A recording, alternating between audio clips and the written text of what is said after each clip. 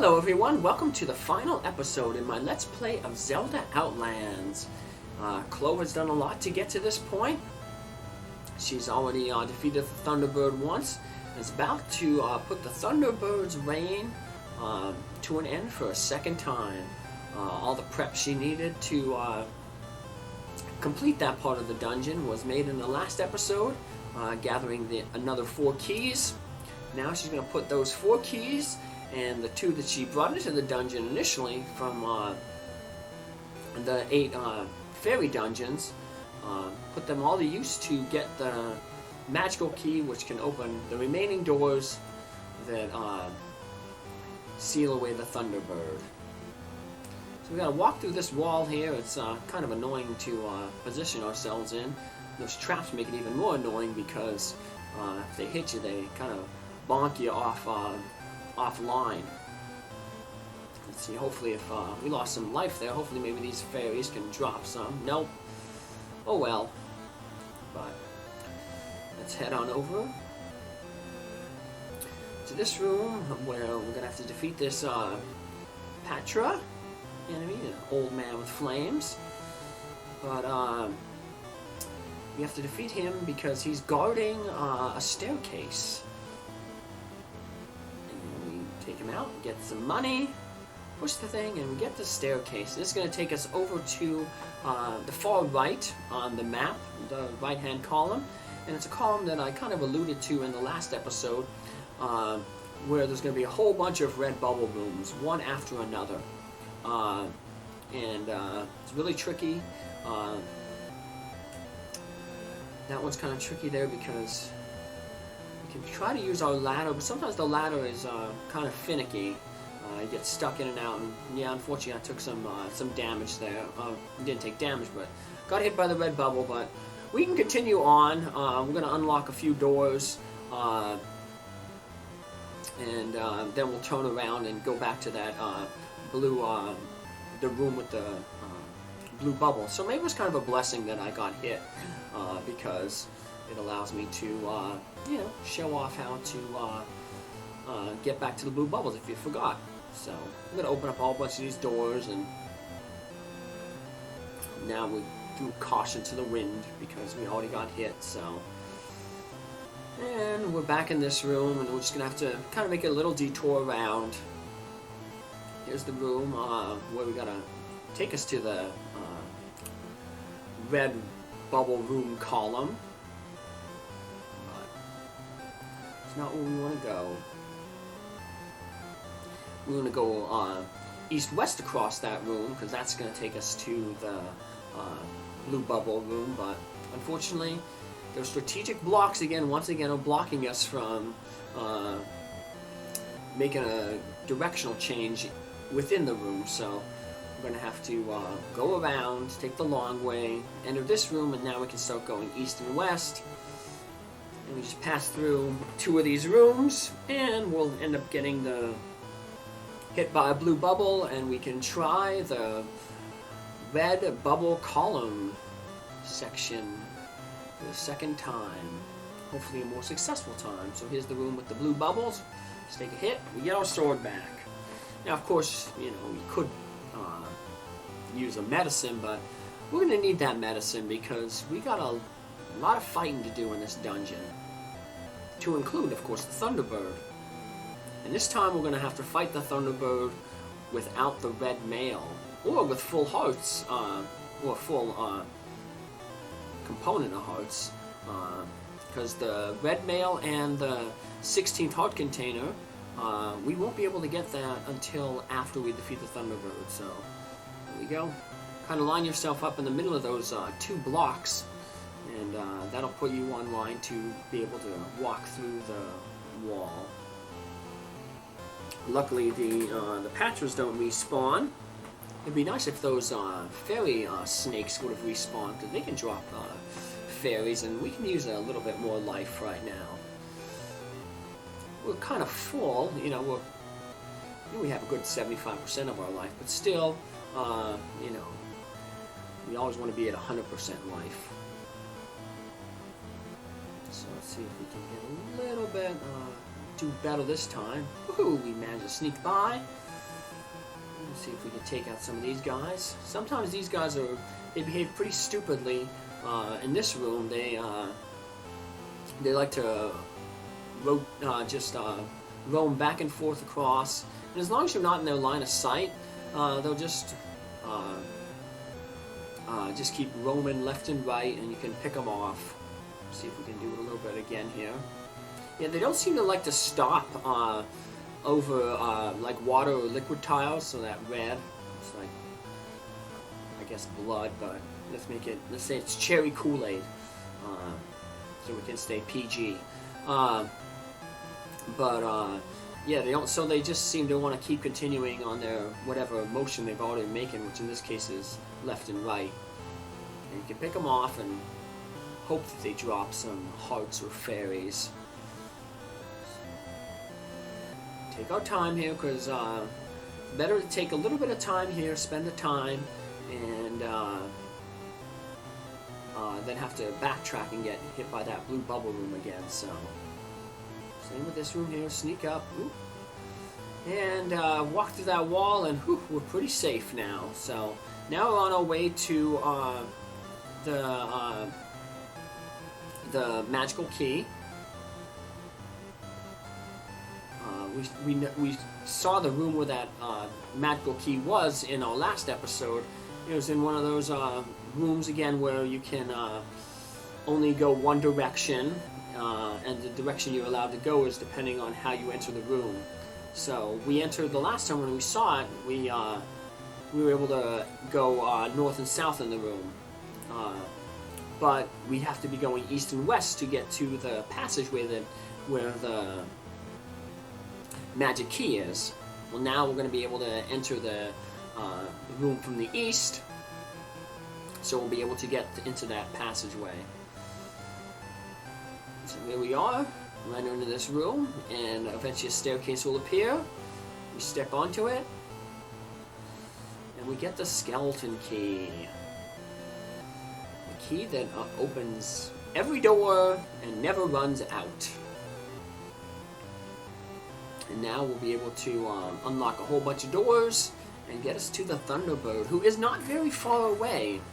Like I said, the weird thing about this dungeon is we actually fight the Thunderbird about 2/3 of the way through it. You know, we'll be defeating the Thunderbird and still have to be on the lookout for the red mail and the final heart. Let's wait for these bubbles to sneak away.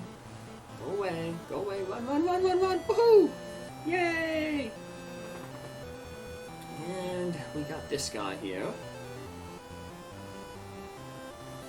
We got a key door. That one to the north just takes us to the left, right, east-west room before the magic key room. Well, we're just going to unlock it anyway and step in. We won't even bother lighting it up, though. But we defeated that patch of swap enemies, so we can push this block. And we're going to get into the room right before the Thunderbird. The Thunderbird is... Oh, wrong room. We got another room, this room to pass through. But now, here we're in the right room. The room right before the Thunderbird. There's a whole bunch of these Lionel Wizrobe enemies. Drop our bombs, try to take as many out as we can. Hope that they drop hearts, but they dropped a whole bunch of rupees instead. So, well, let's we got our Thunder Arrow in the last episode. Let's put it to use here.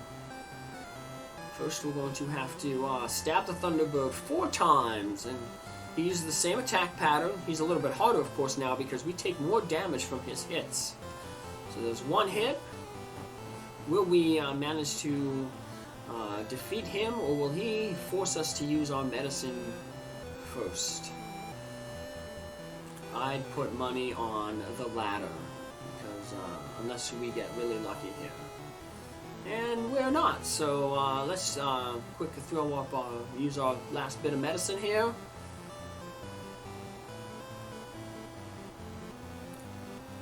Thankfully, though, after we defeat the Thunderbird, we'll be in good shape too. We shouldn't need any more medicine to complete the dungeon. One more hit. Ooh, we got him pretty quick there. So, as he was teleporting away, put it to an end with a Thunder Arrow. We pick up the Triforce of Power. And hey, this room looks like the one where the fairy princess usually is, but she's gone. Maybe she snuck down this little hole. Well, nothing to do but head down the hole and try to find her. And then we get these weird rooms that have nothing but these little trap things in them. We do not want to go north because that's the room that takes us to where the map is. Like many of the maps in this quest, in the second quest, the map that we find in the dungeon does not give the whole picture of the entire dungeon. So the total dungeon looks kind of like the Firebird. So I guess it's fitting because in the second quest in Zelda, the map of level 9 looked like Ganon's head. So we find out that the final bosses in Zelda games are very vain and like to create underground labyrinths that look like them. So, that's one of these blocks we can push. Nope. The red mail is around here, next room. Some of these rooms can get a little confusing. But we want to push that block because this is going to take us to the room, one room away from the beginning.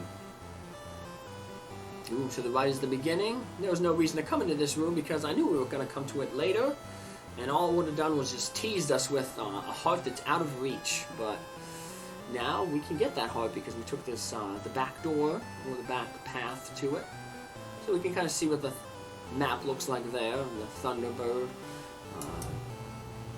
Yes, there's the left and the right little nubs there at the bottom row, like its feet, and the big body there, and then the columns that we couldn't see are the wings, and the tips of the wings are where the map section was and where the fairy princess is going to be. So let's take out these little bit of orange whiz robes, walk through this wall, and we can finally get our red tunic.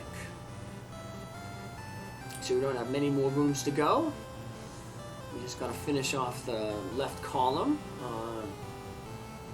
the left hidden column that's not shown on the map here, but we'll push that block over there, and that'll get us into the unmarked column.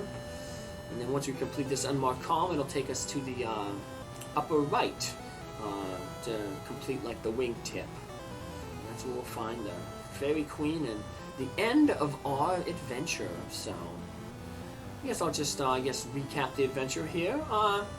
If you're a big Zelda fan, I guess this can be a fun little hack. It's a little frustrating, I guess, because of the amount of backtracking, but that seems to be the standard for a lot of Zelda hacks that I've played. Parallel Worlds, the hack of A Link to the Past, has a lot of backtracking, so much that people complained about, and the author re-released an easier version that had less backtracking. And then, you know, a little bit of the difficulty, but I guess most of the hack people assumed that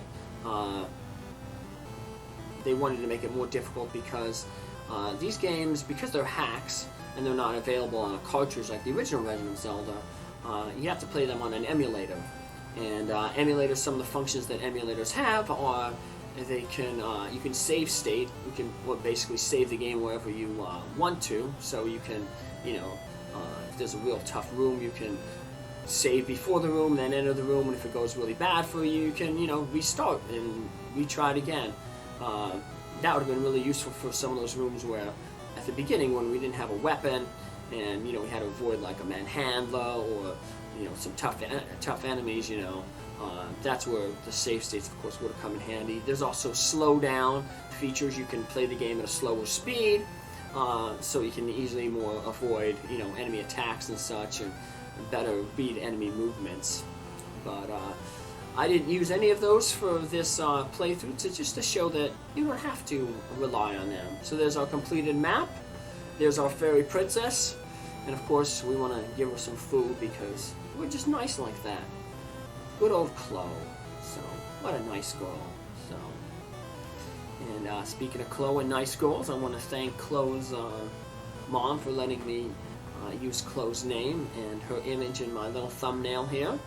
Just like I said, my way to kind of honor departed pets from the Marty Mouse House Minions group. So,